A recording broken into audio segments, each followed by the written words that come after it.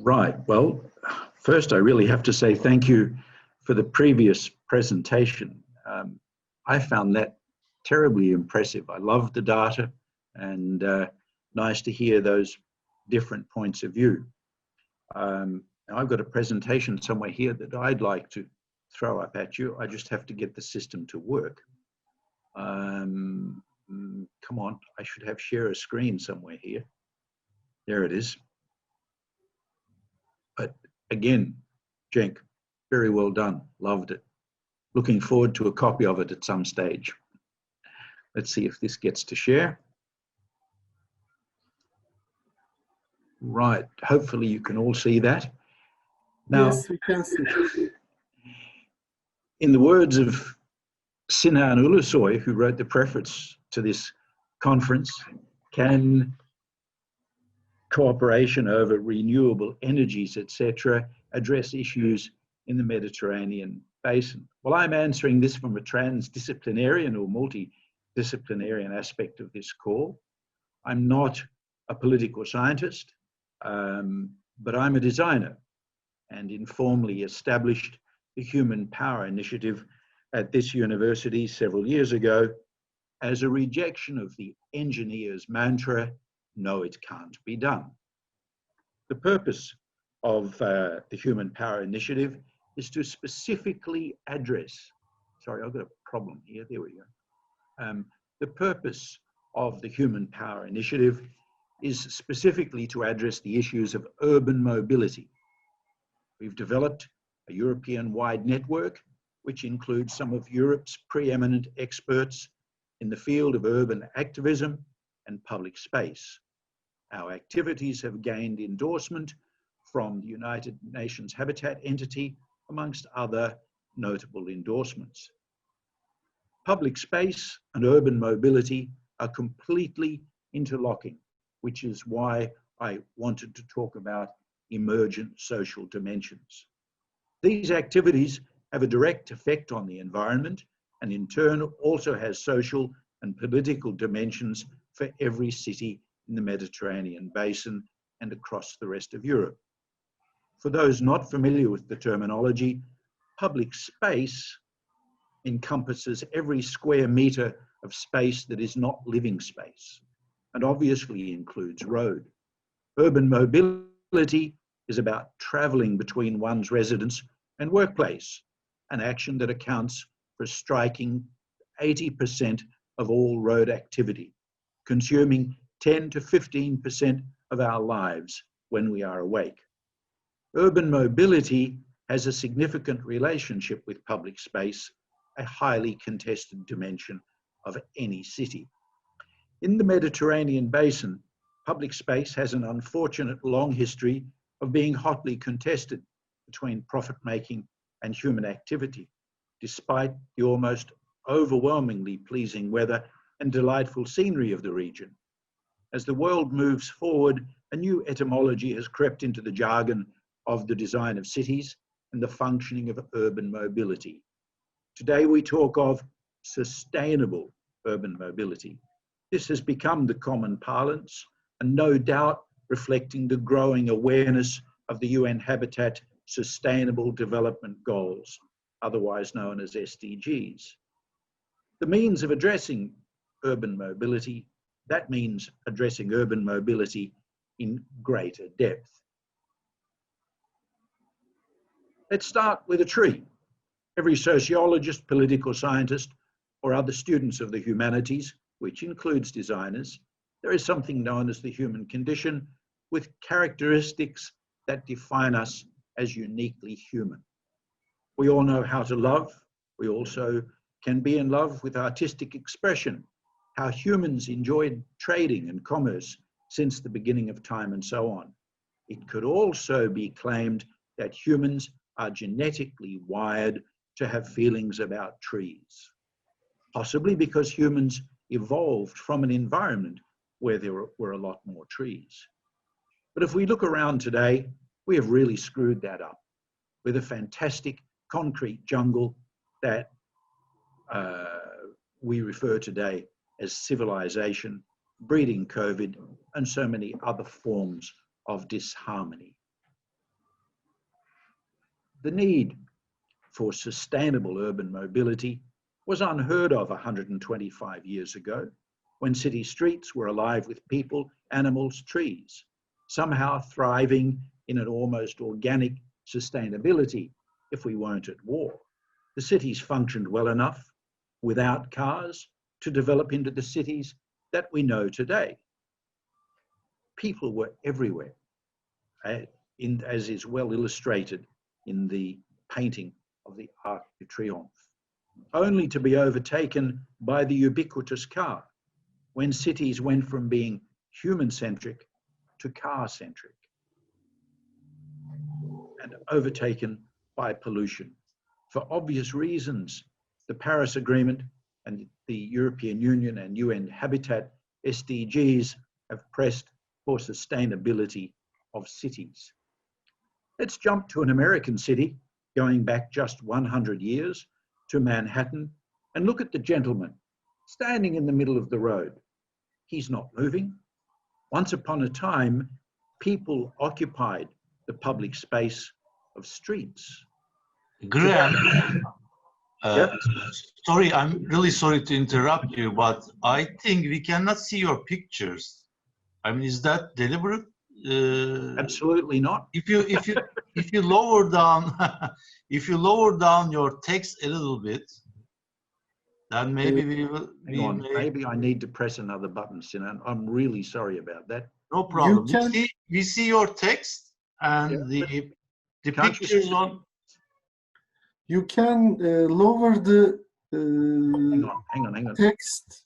Yeah, I actually know how to do this stuff. I don't know why I've dropped it. Let me share the screen again. And it is possible I clicked the wrong button somewhere. Yes, it's better now. You can see it now? Yes, we can see your slides better now. Sinan, thank you for the interruption. No problem.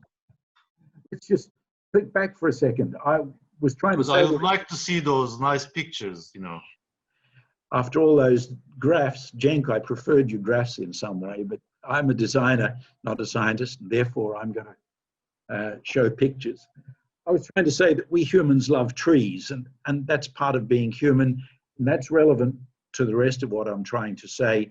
To try and go further, I was saying once upon a time that cities consisted of people and trees, and they didn't consist of cars. And then I jumped to Paris, which, as I've already said, was full once of people. But today, the streets have been overtaken by cars, so much so that cities throughout Europe, the world, are car-centric rather than human-centric. But that pendulum is swinging, is what I'm trying to say. Then we saw, or in fact, it's a familiar sight to all of us, the pollution of cities. Then I was trying to talk about, this gentleman here in Manhattan, standing in the middle of the street. You can possibly see him there. And that's a picture from only about 100 years ago. And I have to catch up on my own script. Okay, here we go. So we're looking at the gentleman standing in the middle of the road, where once upon a time, streets were built for people. Today, cars occupy the public space of footpaths. Until the advent of the automobiles, cities were built as human-centric, whereas post-World War II, many cities morphed into car-centric chasms of social disharmony and pervasive pollution. With COVID-19, which we've all loved, and the total lockdowns, many European cities were able to recognize the causal link to climate change. No cars, no pollution. It became obvious to everyone. It became easy to assume that cycling as a form of commuting was safer and more environmentally friendly.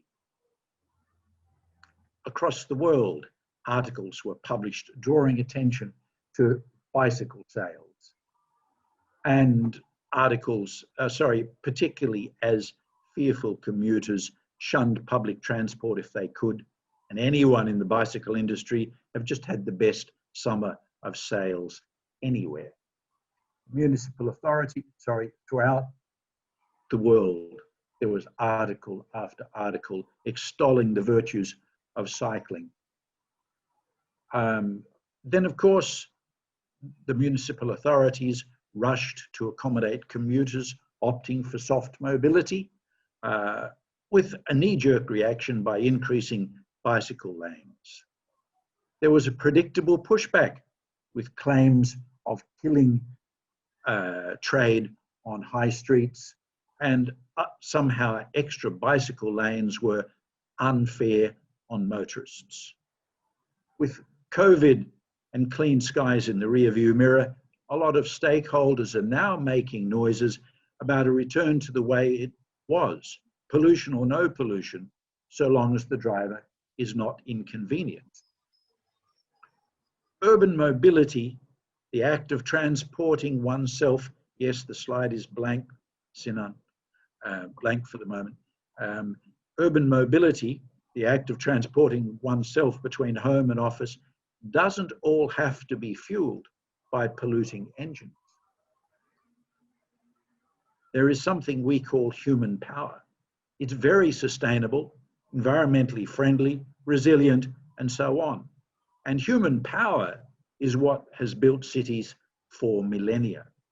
The problem is the current iteration of human-powered vehicles, generally known as bicycles, may be efficient machines, but amongst other limitations, they are catastrophically unsafe.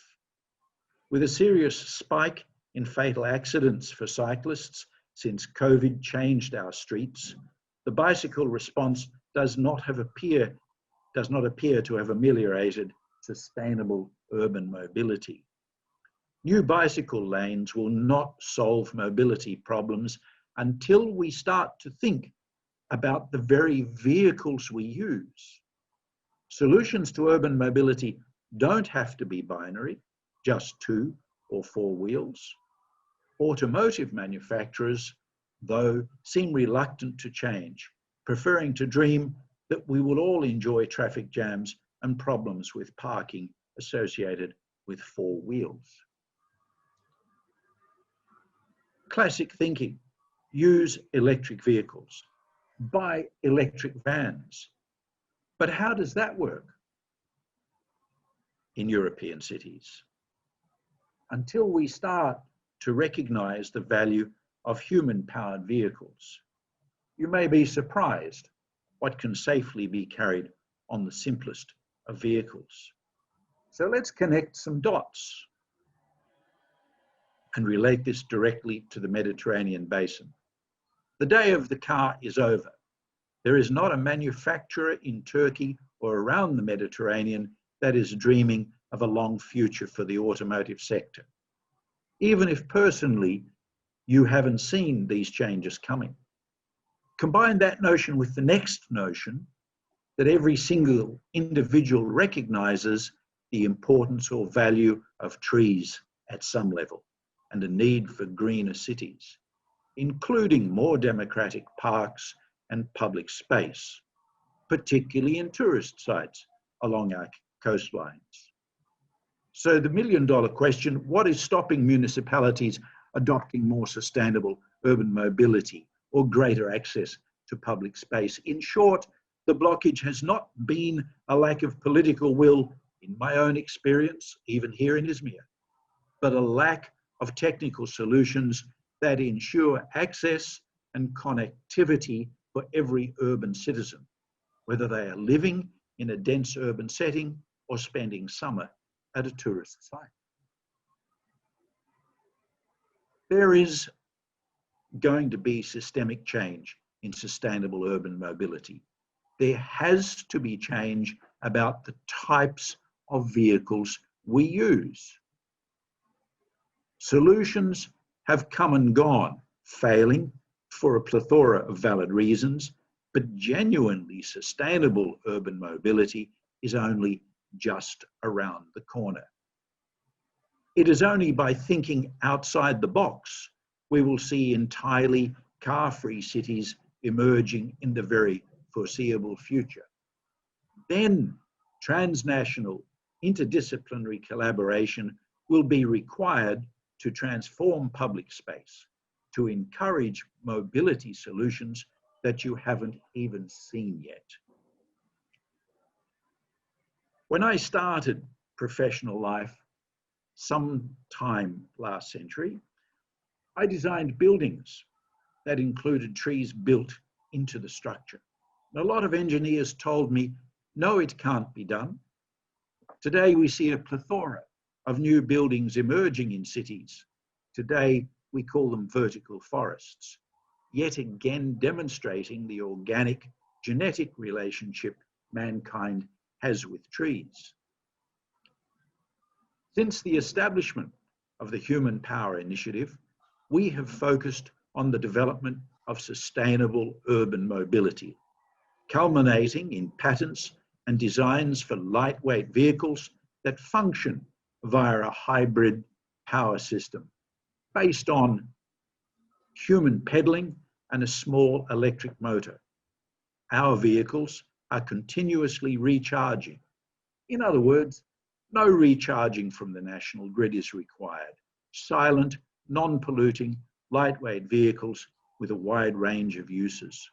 For single or multiple users, truly sustainable, giving back road space to people and making cities human-centric again. Yes, it can be done, and we are doing it. Come on. So I'll get off my bike now and encourage everybody to get into cycling somehow. And if anybody needs to contact me, there's my misspelled name. Let me spell it right, guys. I don't know how that happened. It's my morning of snafus. And come on, with there's two S's there. How's that work? There you go. So if anybody wants to write, that's my number. And anybody, any questions, you're so welcome. Thank you for your presentation.